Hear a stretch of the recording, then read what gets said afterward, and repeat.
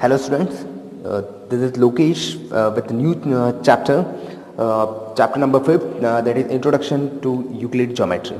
Today we are going to start the next chapter number 5. In this session I'll explain you the mean of geometry according to Euclid, and Euclid has given axiom postulates. So these things we are going to discuss today. So let us start. So Euclid was a Greek mathematician. Euclid has given important part of mathematics, that is geometry. So first we understand what is the meaning of geometry. So geometry basically it comes from two words, geo and metry. So geo means earth and metry means measurement. When the earth is being measuring, that is called the geometry. Means when we measure the length or we can say the earth, we use the term geometry. So geometry used for measuring the land or the earth. Okay, now the Euclid has given some more important things. He had divided the geometry in two ways. Euclid has given the axioms and postulate. There are two things which Euclid has given, and these are. So Euclid had given two things, axioms and postulates. So these two things are used in mathematics, especially in geometry. Okay, so let us first understand what is the meaning of axiom and postulate. So axioms are the things which are applicable in all over mathematics. Axioms are applicable in all over mathematics.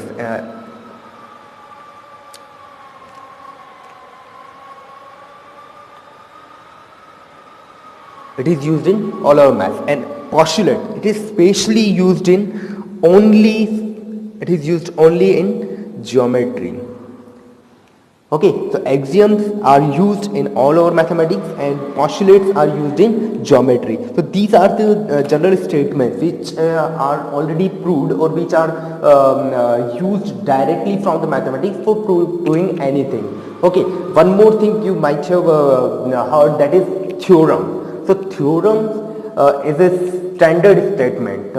Okay, for proving theorem we need to use the axioms and postulate. Okay, so axioms और postulate ये already proved things है, इनका हम बस use करते हैं किसके लिए, theorem को prove करने के लिए. Okay, और axiom क्या है, ये पूरे maths में applicable है और maths की किसी भी branch में applicable है. Postulate is only applicable in the geometry. Okay, now we understand how many there are 7 axioms Euclid has given. So first we discuss with the axioms, and then we'll move for the postulate. So the very first axiom which is given by Euclid is the things which are equals to the same things are equals to one another. Just concentrate here. Things which are equals to the same thing are equals to one another. Means if we take same two things and the two things are equal, then let us take an example. If I take A equals to B, I have taken two things, they are equals to one another. And if B, one more thing I am taking, B equals to C, then what will we can say, A would be equals to what, B equals to C, then all these things are equals to one another. So the first axiom is saying that things which are equals to the same things are equals to one another. Okay, the second statement, second axiom, the equal are added to equal, the whole are equal. What is this statement? The equal, just wait. The equal are added to equal, the whole are equal. See, if I take, suppose I am taking 2 equals to 2, equal, okay, both are equal. I am adding one more thing which is adding in both equal things, then I'll get the answer, it would be equals to one another. So what it had been saying in the question, that the equal are added to the equal, the whole are equal. Third, the equal are subtracted from equal, the remainder are equal. See, same example I am taking. If I am taking 2 equals to 2, equal I have taken, and I am subtracting the equal thing, then I will get the equal thing. Okay.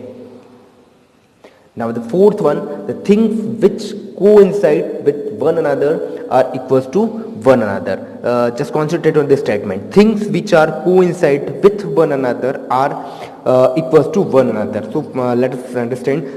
If I have taken a line segment AC, okay, and I have taken point B on AC, then AB would be equals to BC. In which case, if B is the midpoint of AC, okay, then both part will be equals to one another. Now, if I add both the things AB and BC, then what will I get? I get AC.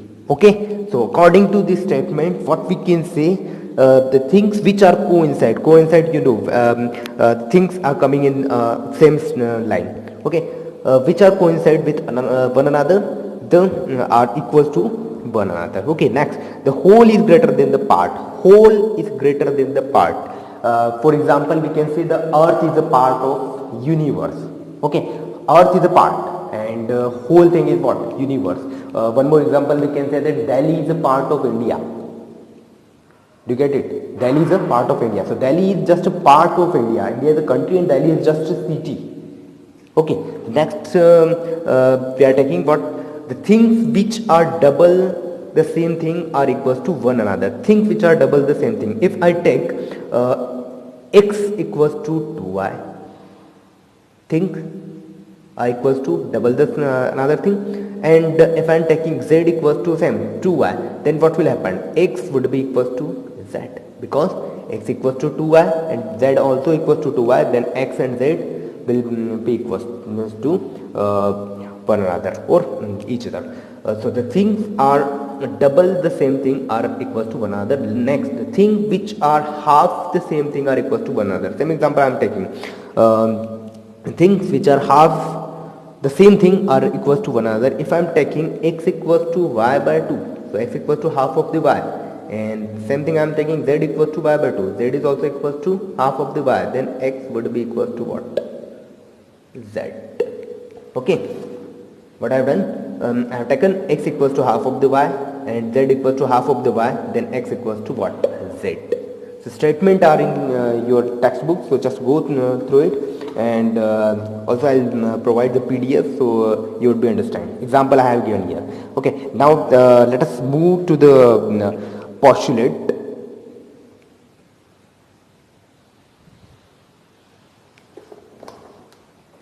So the postulate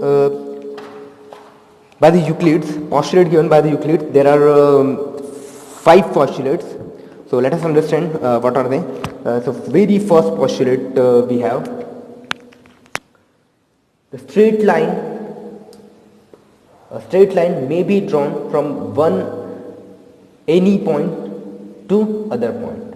What is the statement? The straight line may be drawn from any one point to the other line. As we know that if I take any point and one more point I am taking here, so straight line may be drawn from one point to the another point. This was just a statement, and this statement used in the geometry. Okay, next, second postulate. A terminated line can be produced infinitely. Terminated line, if I have a line segment and if I terminated it both sides, means this terminated line means what? It can be produced infinitely both sides. Okay, so just for understanding, we can say the terminated line can be produced infinitely. This was the second postulate. Third postulate, we have a circle can be drawn with any center and any radius. As you know that circle, if I taking the radius 2 centimeter, then I could draw a circle of 2 centimeter radius, 3 centimeter, whatever radius I want, I can draw the circle with that radius. Okay. Next, all the rectangles are equal to one another. If you know that rectangles having the measurement how much? 90 degree. So how many rectangles I'll draw? Their measurement would be equal and they would be equal to one another. Last and most important postulate is, if a straight line falling on two straight line makes the interior angle on the same side of it taken together less than 2 right angles, then the two straight lines, if produced infinitely, they meet on the side on which the sum of the angle is less than 2 right angles. I think you didn't understand anything, so let us explain it. by the figure. So see in this statement what is it's saying that if a straight line falling on two straight line makes the interior angles on the same side taken together. If I'm taking two straight lines, okay, not I'm taking two straight lines. These are not parallel. In the statement, they don't tell that we have to take the parallel lines. So two straight line falling on one straight line. Okay, on two straight line, one straight line is falling. Then what is in the statement? What is it saying? So the straight line makes the interior angle on the same side. Now we know that these are interior angle. If I take 1, angle 2, angle 3, angle 4. Okay, so it taken together less than two right angles, then the two straight line, if produced infinitely, meet on the side on which the sum of the angle is less than two right angles. Means if we have taken two straight lines, these are not parallel line. Okay, and one straight line intersecting them or falling them, so the interior angle are taken together. Means if I take angle 1 and angle 2, okay, these are not parallel line. If these are parallel line, then angle 1 and angle 2 would be equal to 180, as well as angle 3 plus angle 4 would be equal to what? 180 degree. But this would be happen only in the case of straight line. Only in the case of the parallel lines. These are not parallel lines. In the statement में कहा क्या है कि ये only क्या है? Straight line है. सो जो इंटीरियर एंगल है सेम साइड के जिनका सम 180 से लेस है, अगर देखा अगर ये पैरेलल लाइन नहीं है तो डेफिनेटली 1 और 2 का जो सम होगा वो क्या होगा? Less than 180 degree. एंगल 3 और एंगल 4 का जो सम होगा वो क्या होगा? ग्रेटर देन 180, बिकॉज इधर क्या हो रहा है? ये ओपन हो रही है. ओके, सो द जिधर एंगल का सम लेस देन 180 है, उधर उस साइड अगर हम इसको प्रोड्यूस करें तो कहीं ना कहीं जाकर somewhere they will meet each other, कहीं ना कहीं जाकर ये एक दूसरे को इंटरसेक्ट करेगी. So that was the statement postulate number 5th. Okay, if you don't understand, please watch this video twice or thrice, then you might be understand, or you have doubt, then I'll clarify later on. Okay, now let us start exercise 5.1. So very first question is what?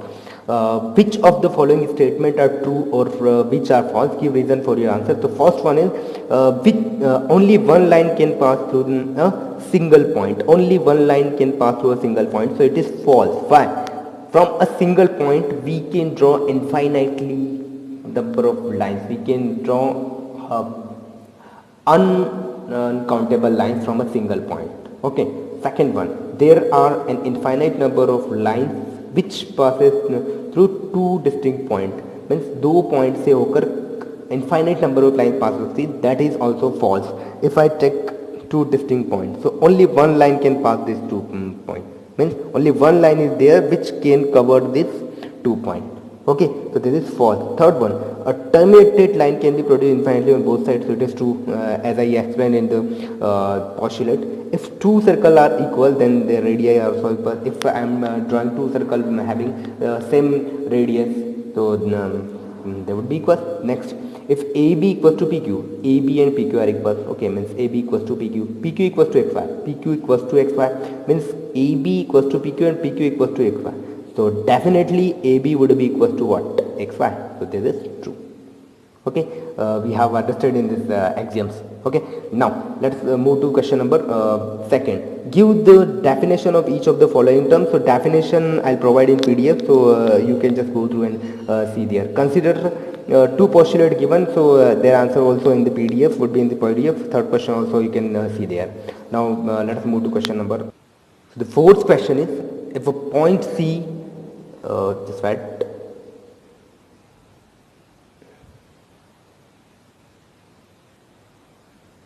if a point C lies between two points A and B such that AC equals to BC, then prove that AC would be equal to half of AB. So that is a straight line AB. So between it we have a point C. So C lies between point A and B. Means C would be the midpoint of AB. Means AC and BC both will be equal. So as according question we have written as a point C lies between 2 point A and B such that AC equals to BC. Then these two things would be equal, and it is also given in the question. Okay, now we have to prove AC equals to half of AB. So for this what will I do? As you know that AC and BC both are equal. Okay, so we'll add on adding AC to both sides. So by adding AC both sides, what will we get? We have AC. So I am adding AC with it equals to I have BC. With it again I am adding AC. So AC and AC would be equals to 2AC, twice of AC, and BC and AC. See, BC and AC both will be equals to what? AB. They come together, become AB. So finding A, I need to shift AC. So 2, so it would be AC equals to half of AB, and this thing we had to prove. Okay, this was question number 4th. Now question number 5th. So the 5th question is, in question number 4, point C is called the midpoint of a line segment AB. We have shown here C is the midpoint of AB, which means AC and BC are equal. Prove that every line segment has one and only one midpoint. So in this we have to prove that there will be only one midpoint of a line segment. As we know that in a line segment only one midpoint is there, but here we have to prove it. Okay, for that, if it is possible, we'll take if it is possible, take one more midpoint, another midpoint